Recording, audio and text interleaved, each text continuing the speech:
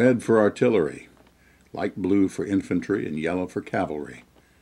By the time of the American Civil War, there was already a long history of competition between these army branches.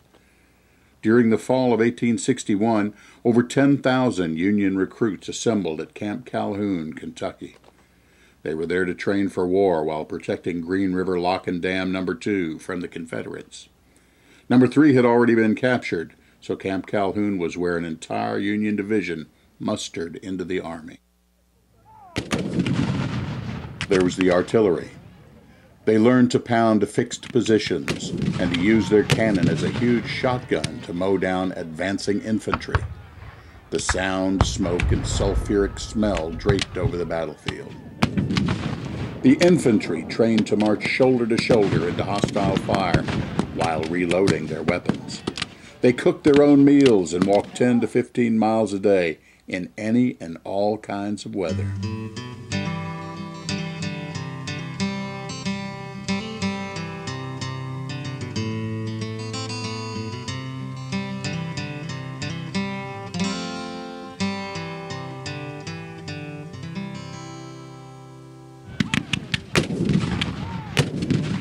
Then there was the cavalry. They trained to be responsible for both themselves and a horse, to ride behind enemy lines and test the parameters of his position. They sometimes met enemy cavalry doing the same thing.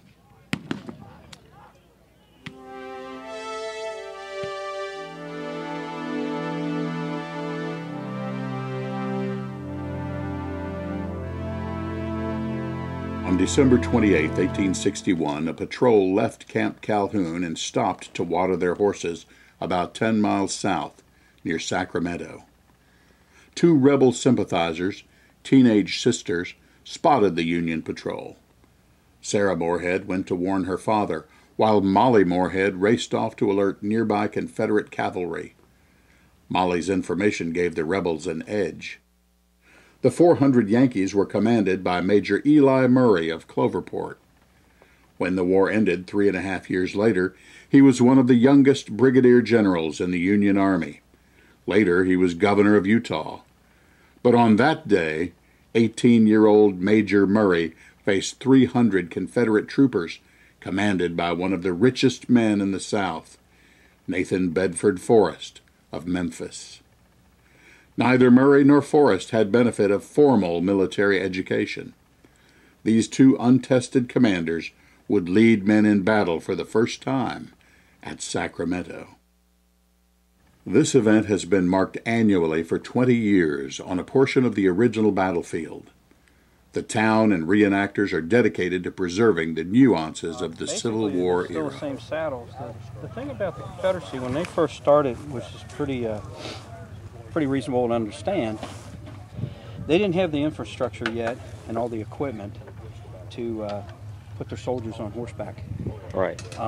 They would use Jennings saddles, plantation saddles, pretty much anything that was light enough that they could get a hold of, and brought their own horses.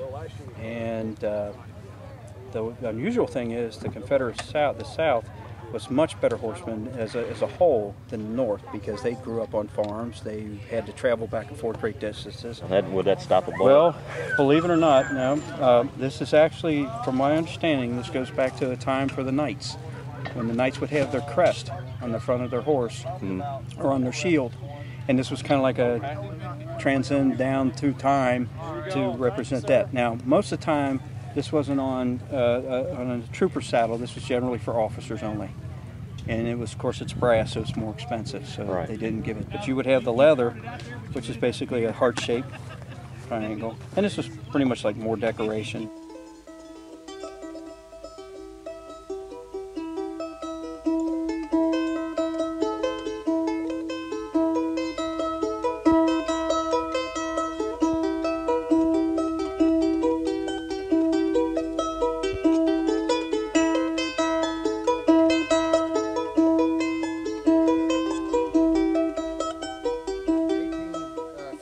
McClellan, which is pretty much typical of basically a Union saddle, and if a real full Federals, this is mostly what they wear.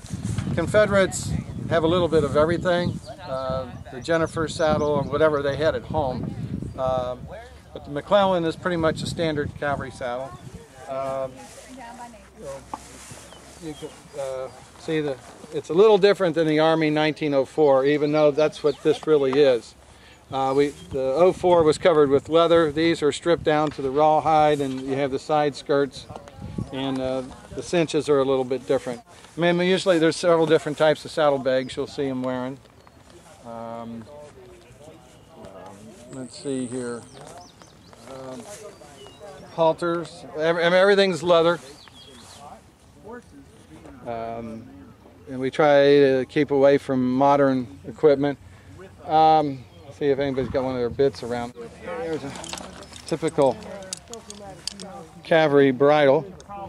You see U.S.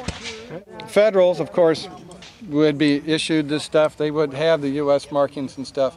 The Confederacy may have it, they may not, because the Confederates used whatever they could get. Captured equipment, you know, what they brought from home. So there's lots of different things. We cheat a little bit. A lot of times, especially out here, we use a regular pad and just cover them with a blanket. Back then, they actually used their blankets as their pads. So they folded them up, put them under their saddles. At nighttime, they used them for themselves. Right. This is the typical, the blue with the orange stripe was a typical cavalry blanket. And they're roughly the 60 by 80. It's wool. Mm-hmm. So that's what you would see. Obvious thing is, you know, we had the blue woolen blanket, the red stripe. During the first part of the war, a lot of the equipment was exactly the same because a lot of the guys from the Confederacy left the Union Army to go fight for the South. And what is that? This is like a wool or cotton blend webbing, and it's pretty thick, pretty solid, almost like a canvas. And then they would attach the leather to the ends, and then they would be able to save leather in between the two. You could use end pieces to make this part, put straps through it, and put rivets in there and stitching. This is your girth strap.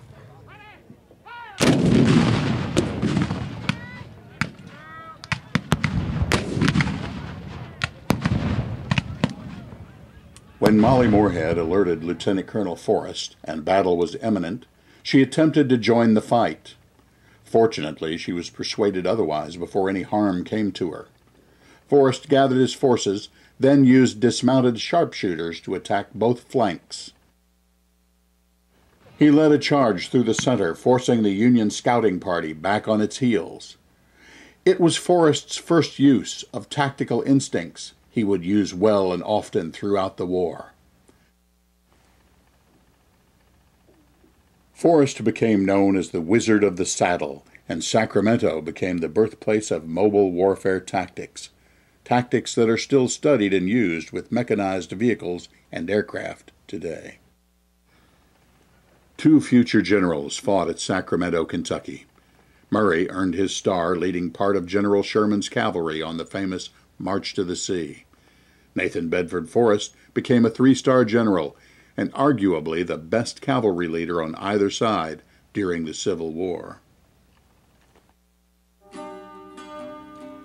The cavalry reenactment at Sacramento has grown to become the largest in Kentucky. In 2013, the Century Division Order of the Spur established an award and presented it for the first time.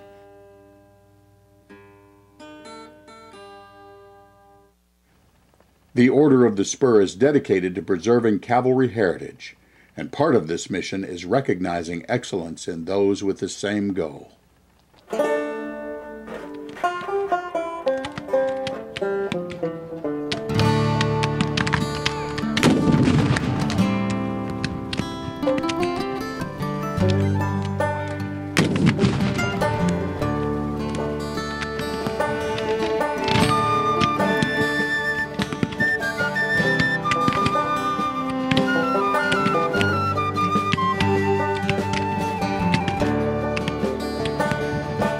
There were 10,000 Yankees garrisoned at the dam. For he who holds the river is